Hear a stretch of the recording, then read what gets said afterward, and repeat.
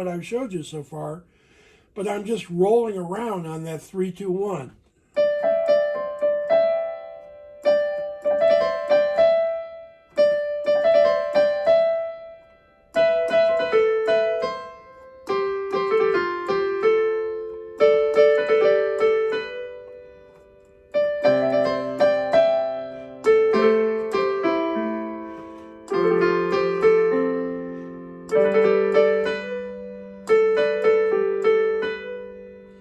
Okay, so that's a good way to start out with some basic chords. Add the connector note, which is the number 2 note in the chord, between the 1 and the 3. Remember, your chords are 1, 3, and 5, so the connecting note will be the 2. And you could make all sorts of interesting little things that way. And so you can play some really nice, intricate music. You know, if you know one more chord, which is the D minor chord, you can use that and substitute it for the F chord. So remember, we were doing,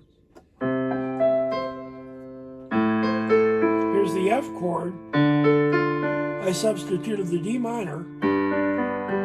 There's the G.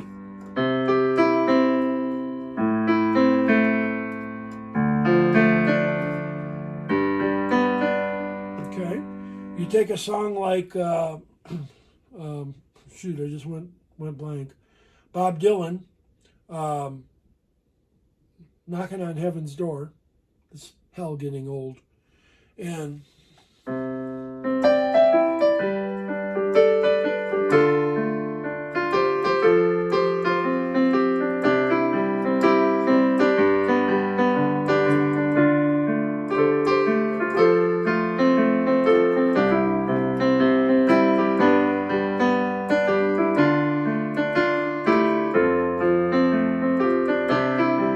so this is just C to G.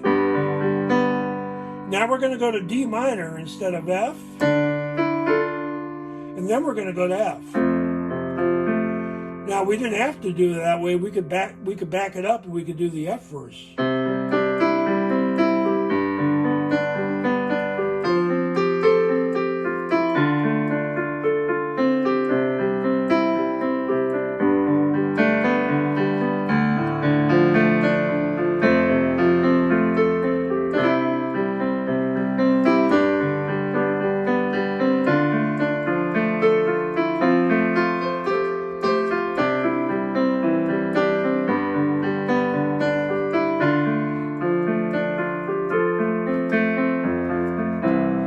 This ability to move around on your chords a little bit is what takes you beyond basic chord playing. So by using arpeggios and using connector notes, I can do a whole lot of stuff. I can just do that 3-2-1 pattern. I'm going to do the 5 and the 1, and then I'm going to do 3-2-1. 5 and 1, 3, 2, 1. That G is 1, 2, 3, 1. Okay? And then I'm going to invert the D minor, and I'm going to start on the D to the A to the F. Just walk right down the arpeggio. Okay? And I'm going to do a little twang, a little country twang on the F chord. I'm not going to hit the 1 and the 5. I'm going to hit the 2 and the 5, which is the G and the C. And I'm going to roll over to the A. Do that again. We're going to hit the 5 and the 2 together, which is the G and the C. And right to the A. And then walk down the scale to the name of the chord.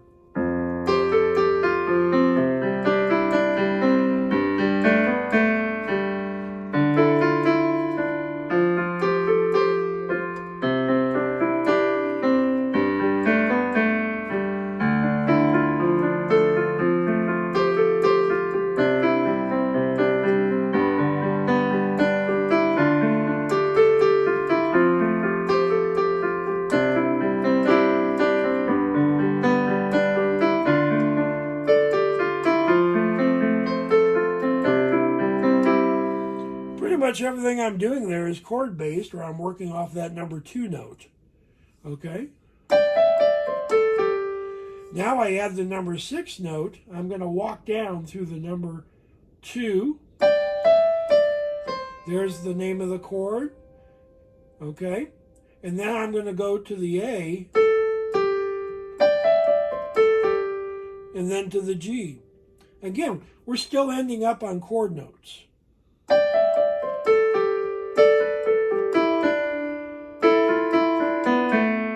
That doesn't work so well. Okay, there's a lot of different things you can do. Play around with your chords. Get used to playing your chords on the right hand and putting the bass note on the left, because the next step that you could do is that you could work those 2 hands together, and you're doing your neat little play on the chord on the right hand, and you're doing some sort of a roll on the left hand.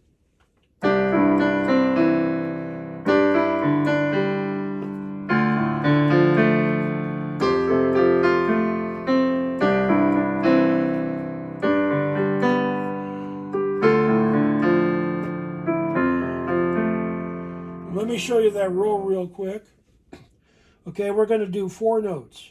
We're going to do the 1, and this is the chord note, okay? The name of the chord. The 5th of the chord, whatever it may be. This is a C chord, so it's going to be C to G to C, which is the octave. Okay, and then I'm going to come over the top with the middle finger and hit the E. And I can do that on all the chords. Same pattern. 5, 2, 1 are the names of the fingers on the left hand.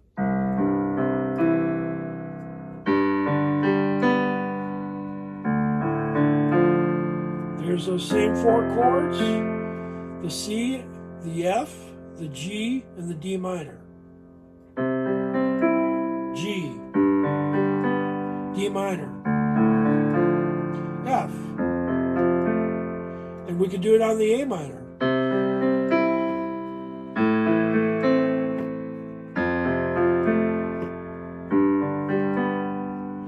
Now we combine that with the right hand, and we're going to do that 2, 3, 2, 1, okay?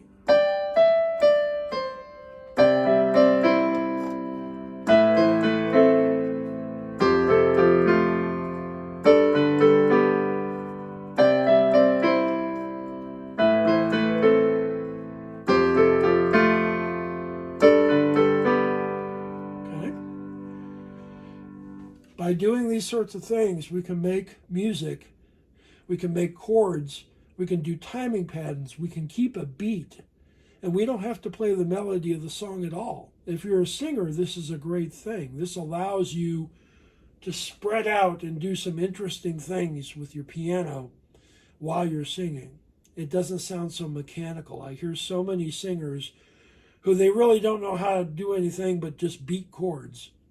And they're playing a lot of left-hand chords, and a lot of times they play them too low on the piano, one of my pet peeves. By using the right hand to play the chord and the left hand to roll, or the left hand to do what we call a bounce, name of the chord, up an octave to the full chord.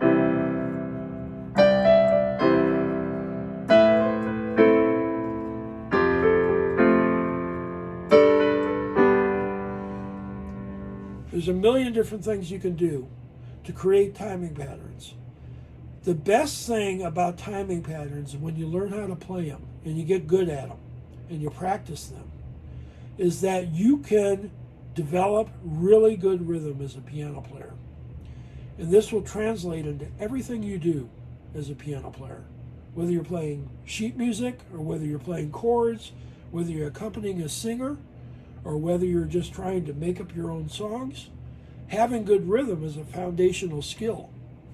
And learning how to play timing patterns is a really great thing to be able to do, because now you can go and you can play in a band or anything like that. You may not be able to solo, but at least you can accompany,